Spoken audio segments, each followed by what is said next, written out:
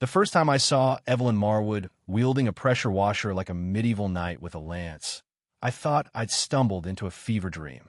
There she stood, a middle-aged woman in a pristine lavender tracksuit, her platinum blonde bob bouncing as she cackled a sound so sharp it could have shattered glass. She aimed the nozzle at my flock of sheep, blasting them with a high-powered stream of water that sent wool flying and hooves skittering across the muddy pasture. My jaw dropped. A bag of groceries slipped from my hands, and a jar of pickles shattered on the gravel driveway, splattering my boots with brine.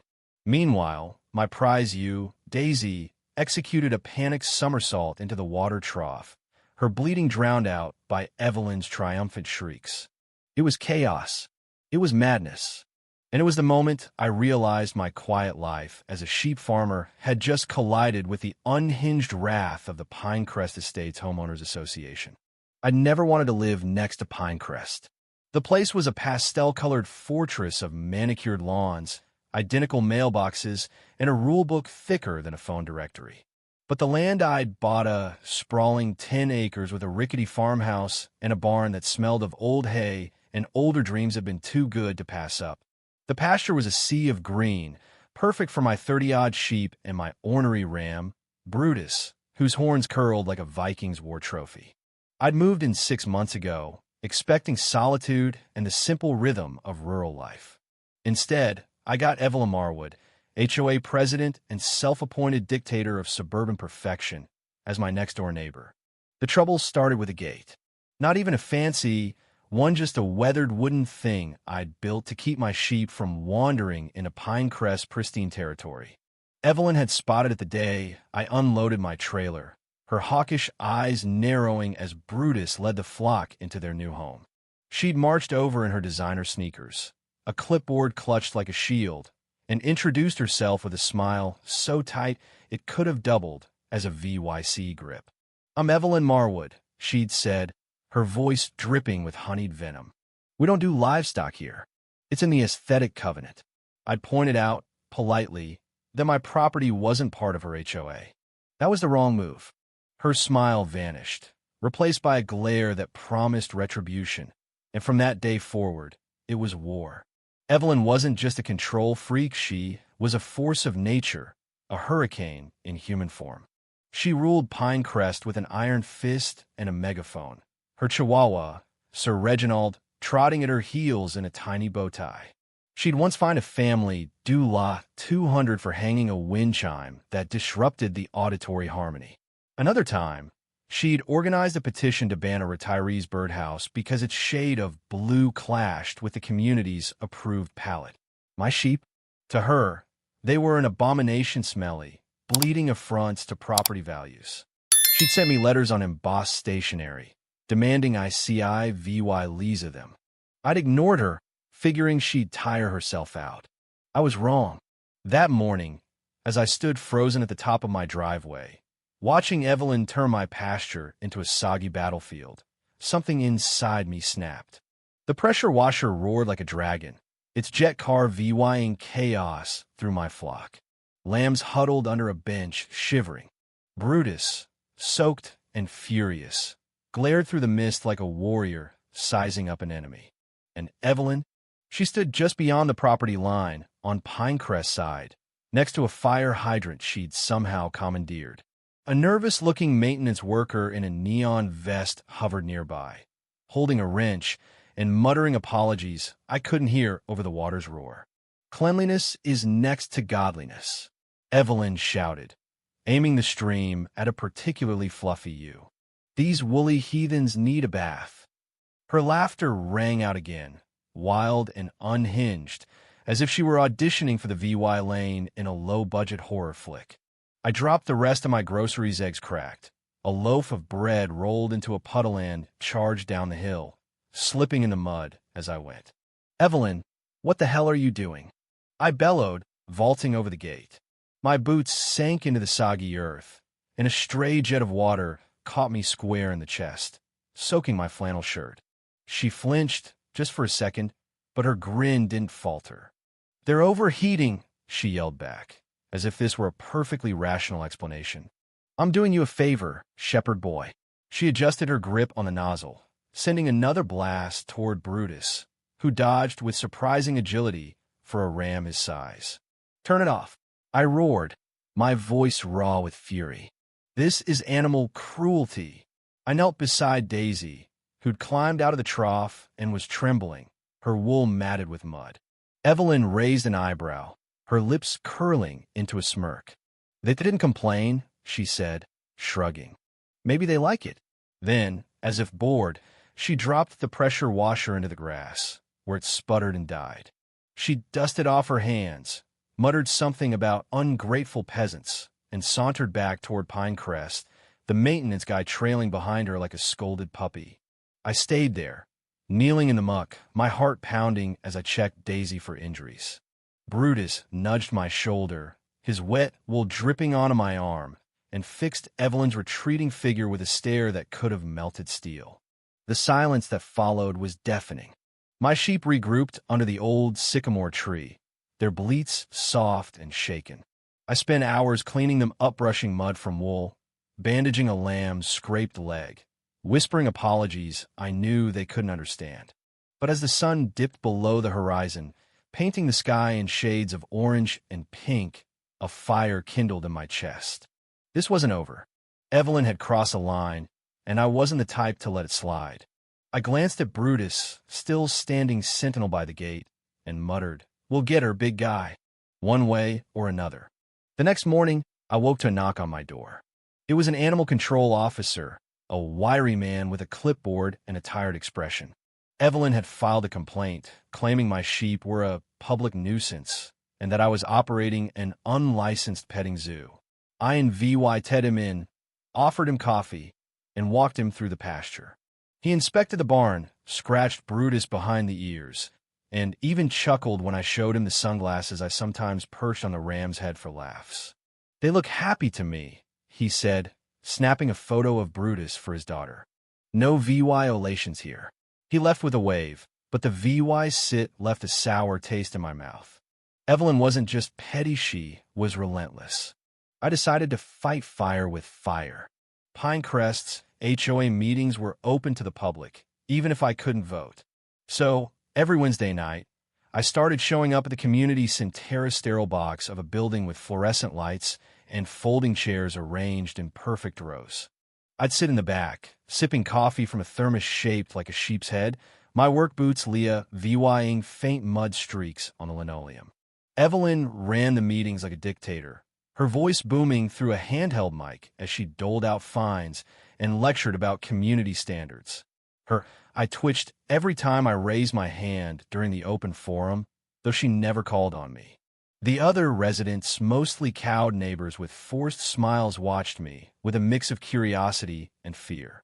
It was at one of those meetings that I met Clara Hensley, a retired librarian with a sharp tongue and a grudge against Evelyn that rivaled my own. Clara had lived in Pinecrest for 20 years, long enough to see Evelyn climb the ranks from nosy neighbor to HOA tyrant. She'd quit the board after Evelyn fined her due law $300 for installing a bird feeder shaped like a lighthouse. Apparently, it disrupted the nautical theme of a landlocked neighborhood. Over tea at her kitchen table, Clara showed me her secret weapon, a binder labeled the Marwood Files, stuffed with photos, recordings, and witness statements documenting Evelyn's reign of terror. There was a video of her berating a kid for riding a skateboard too loudly, a photo of her uprooting a neighbor's marigolds for being too orange, and a voice memo of her calling Pinecrest a utopia only I can save. Clara grinned, her eyes glinting with mischief. "She's a bully," she said, "and bullies fall hard when you push back." That's when the plan took shape. Brutus wasn't just a Rama, was a legend in the making, a hulking mass of muscle and spite with a memory sharper than attack. He hated water, thanks to Evelyn's stunt, and I'd noticed how he'd stomp and snort whenever the sprinklers on my side of the fence kicked on. I started training him in the pasture, using whistles and treats to guide him through makeshift obstacle course shea bales, old tires, even a kiddie pool he'd glare at, but never touch. He learned fast, his focus laser sharp. Meanwhile, Clara fed me intel. Evelyn was planning a big event, the Pinecrest Pride picnic, complete with a catered lunch, a local news crew, and the unveiling of a new community statue. It had been held in the HOA's prized rose garden, just beyond my property line. Perfect. I rigged a hidden panel in the fence, disguised with VY Ness and a rusted wheelbarrow, its latch tied to a cord I could tug with my boot. I borrowed a cheap action camera from Clara, strapped it to one of my calmer ewes, and let her graze near the fence while Evelyn's crew set up. The footage was a goldmine. Evelyn screaming at a caterer for using paper plates instead of china. Evelyn kicking a rosebush for looking smug. Evelyn practicing her speech about elevating Pinecrest above the riffraff. And then I saw it motion-activated sprinklers, newly installed around the garden's perimeter, angled to catch anything that moved. I tested one with a stick. It sprayed like a fire hose. If Brutus got near them, all hell would break loose. The picnic was a week away, and I spent every day refining the plan. Clara agreed to be my lookout, armed with a walkie-talkie and her binder of dirt. If things went south, she'd play the recordings over a portable speaker she'd borrowed from the library. I groomed Brutus, fed him extra oats, and whispered, "You're going to be a hero, buddy." He chewed his cud, unimpressed, but I saw the fire in his eyes. Evelyn had no idea what was coming. Expand on the protagonist's backstory. A former city dweller turned farmer after a burnout, seeking peace with his sheep.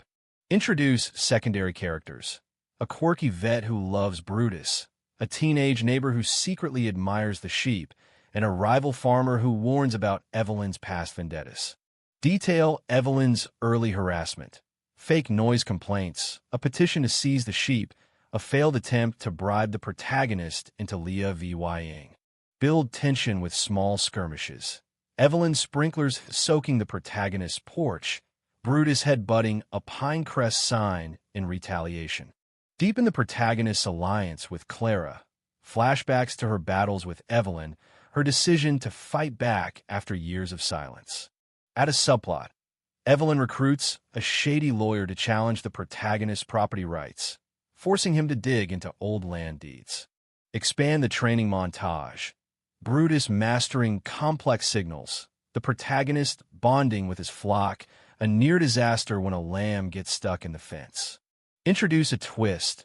Evelyn plants EVY Denke, sheep droppings, in Pinecrest to frame the protagonist, sparking a neighborhood DVY to some side with her. Others secretly root for him. Build to the picnic. Evelyn's over-the-top preparations, the protagonist's growing resolve, Clara uncovering a bombshell, Evelyn's embezzling HOA funds. The picnic unfolds in VYVYD detail. Evelyn's speech, Brutus's dramatic entrance, the sprinklers triggering chaos, Clara's recordings exposing Evelyn mid-ram rampage. Add chaos. The news crew captures it all. A rival HOA member tries to stop Brutus and fails. Kids cheer as sheep flood the garden. Extend the aftermath. Evelyn's public humiliation goes VY-RAL. The protagonist faces a counter-lawsuit, but wins with Clara's EVY Denke. Pinecrest reforms under new leadership. Wrap up with reflection. The protagonist and Brutus sharing a quiet moment. Neighbors embracing their newfound freedom. Lawn gnomes return. A hint of Evelyn plotting a comeback from afar. This opening and outline set the stage for a rich, dramatic tale of revenge, community, and woolly justice. Let me know if you'd like me to flesh out a specific section next. The week before the Pinecrest Pride picnic felt like the calm before a tornado. The air hung heavy with the scent of damp earth and Evelyn Marwood's smug confidence. She plastered flyers on every lamppost in Pinecrest Estate's glossy, pastel sheets promising a celebration of unity, elegance, and suburban supremacy. I'd found one taped to my mailbox, a passive-aggressive jab complete with a handwritten note. "Keep your beasts in check, Shepherd." I crumpled it, tossed it into the compost pile, and turned to Brutus, who was gnawing on a stalk of hay. "She's begging for it, isn't she?" I said. He snorted, as if in agreement, and I knew we were ready. Clara Hensley became my shadow that week. Her wiry frame hunched over my kitchen table as we pored over her Marwood files. She'd added fresh dirt, A grainy photo of Evelyn dumping paint on a neighbor's unapproved garden gnome, a recording of her threatening to sue the mailman for delivering packages too slowly. "She's unraveling," Clara said, her voice low and gleeful. "The picnic's her big stage, but it's also her Achilles heel. We refined the plan. Brutus would crash the event. The sprinklers would trigger his wrath, and Clara's recordings would seal Evelyn's fate. Simple, elegant, devastating. But Evelyn wasn't idle. 2 days after the animal control VY sit, I woke to find my front porch drenched, the wood slick with water from a sprinkler she'd angled over the fence. It wasn't just petty, it was a declaration of war. I grabbed a wrench, marched to the property line, and redirected the nozzle back toward her precious rose garden. That evening, I watched through binoculars as it sprayed her decorative birdbath, sending Sir Reginald yipping into the house with his bow tie askew. Evelyn stormed out, shrieking about vandalism, but I just waved from my porch, a mug of coffee in hand. Checkmate. Meanwhile, I trained Brutus like a general preparing for battle. He'd master the soda, can signal crack it open, and he'd charge like a freight train. I added a whistle for a sharp turn, a clap for a stop. We ran drills in the pasture, his hooves thundering over hay bales and around an old tractor tire. The other sheep watched, bleeding encouragement, while Daisy, still shaken from the pressure washer incident, stuck close to my side. "You're a warrior," I told Brutus, scratching his woolly head. His eyes glinted, dark and resolute, and I swore he understood every word. Then came the wild card, Jake, a lanky teenager from Pinecrest who'd started sneaking over to pet the sheep. He was 16, all elbows and acne, with a mop of brown hair and a skateboard he carried like a shield. "They're cooler than I thought," he said one afternoon, tossing a stick for Brutus to ignore. "Mom says Mrs. Marwood's going to get you EVY Ted." I raised an eyebrow. "Your mom's in the HOA?" He nodded, sheepish. "She hates her, though. Says Evelyn's a psycho. I filed that away. Jake could be an ally, or at least a fly on the wall." I handed him a bag of carrots for the lambs and told him to keep his ears open. By Friday, the picnic loomed like a storm cloud. Evelyn's crew buzzed around the rose garden, setting up a stage, stringing fairy lights, arranging trays of finger sandwiches shaped like roses. The local news van rolled in, a reporter in a blazer interviewing Evelyn as she posed beside a tarp-covered statue. "Pinecrest's new symbol of excellence," she called it. I watched from my porch, the hidden gate ready, the rope coiled in my boot. Clara radioed me on the walkie-talkie she'd dug out of her attic. "She's peacocking hard. Tomorrow's the day." I cracked a soda can, and Brutus's head snapped up. "Yeah," I said. Tomorrow. Saturday dawned crisp and clear, the sky a mocking blue over Pinecrest Estates. I woke early, fed the flock, and gave Brutus a ceremonial brushing, his wool gleaming like armor. "You're the star today, buddy," I said, slipping him a molasses treat. He chewed slowly, his gaze fixed on the fence. The sheep were quiet, as if they sensed the GRAVY tie of the moment. I pulled on a faded flannel and a ball cap, tucked the soda can in my pocket, and headed out. The rose garden was a spectacle by noon, folding chairs in neat rows, a string quartet sawing through Vivaldi, neighbors milling around with lemonade and forced smiles. Evelyn strutted like a queen, her lavender blazer swapped for a sequin sash that read HOA president in gold stitching. Sir Reginald perched on a velvet cushion, glaring at the crowd.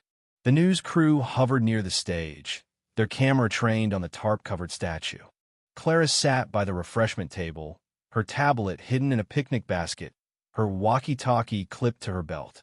She winked at me as I slipped into the back row, my cap pulled low. Evelyn climbed the stage at 1 p.m., tapping the mic with a manicured nail. "Welcome to the Pinecrest Pride Picnic," she chirped, her voice amplified across the garden. "Today, we celebrate our community, our unity, our elegance, our superiority over the chaos beyond our borders." She shot a pointed glance toward my property, and a few heads turned. My pulse quickened, but I kept my face blank, fingers brushing the soda can in my pocket. She droned on about lawn care and neighborhood cohesion, then veered off script. Certain indie VY duels, she said, her tone sharpening, think they could defy our standards with their filthy animals and disregard for decency. But Pinecrest stands firm. That was my cue.